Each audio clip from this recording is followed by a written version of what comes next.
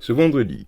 C'est ouvert par une plénière politique durant laquelle les gouvernements locaux présents ont prôné l'intégration de l'économie sociale et solidaire dans leurs différentes politiques publiques, qu'il s'agisse de l'inclusion des plus démunis, de la santé, de l'éducation, de l'habitat. Le tout en prenant en compte les défis écologiques auxquels nous sommes confrontés partout dans le monde. Face à ces nombreux défis de développement, l'économie sociale solidaire, approche associant finalité économique, sociale et environnementale, se présente comme une solution pour repenser nos territoires. Il y a toujours un travail à faire, un travail de sensibilisation. C'est comme un bâton de pèlerin chez nous. Chaque jour, il faut réunir les gens, les grouper pour leur parler de l'économie sociale et solidaire. Deux plénières thématiques ont posé des enjeux très actuels pour l'ESS. D'abord, avec le financement des acteurs et des activités, que ce soit en phase d'émergence comme de changement d'échelle. Les acteurs financiers classiques, les banques et institutions financières classiques, cherchent la rentabilité financière avant tout.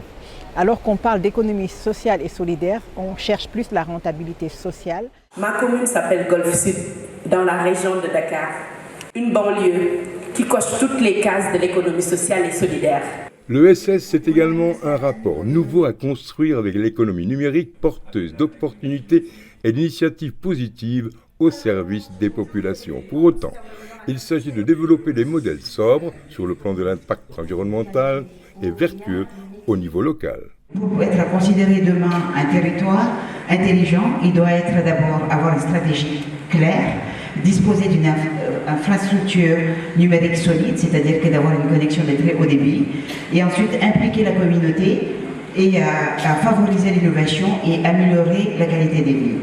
36 ateliers et séances autogérées avec des sujets et des angles divers et variés ont rythmé cette très riche journée, allant de la question des emplois décents sur les territoires permis par l'ESS à la préservation des fonds marins ou l'autosuffisance alimentaire, en passant par l'indispensable sensibilisation à l'économie sociale et solidaire. Acteurs de terrain, collectivités, mais aussi organisations internationales comme l'Organisation internationale du travail ont répondu à l'appel à contribution. Ce forum mondial de l'économie sociale et solidaire de Dakar a permis à de nombreuses initiatives de trouver des échos dans d'autres régions du monde, de nouer de fructueux contacts lors des temps de pause ou de déjeuner et d'aller à la rencontre du G7 sur son stand à l'entrée du théâtre. En parallèle, s'est déroulée à l'hôtel de ville l'Assemblée générale du réseau G7. Toute une année d'activité a été ainsi passée en revue, année marquée par le changement de gouvernance et le transfert du secrétariat général de Séoul en Corée à Bordeaux en France. C'était vraiment une année de passation. Donc moi j'ai été recrutée en avril et on a commencé donc à installer l'équipe du secrétariat général à Bordeaux en avril. Et grâce au soutien de l'équipe de Séoul et de Laurence jusqu'à fin juin. Ont été également dessinées les priorités pour l'année à venir. Le lieu du prochain forum a été voté. Il sera dévoilé lors de la clôture. Les ateliers sont bien repartis, tout est bien détaillé et les ateliers sont très très riches.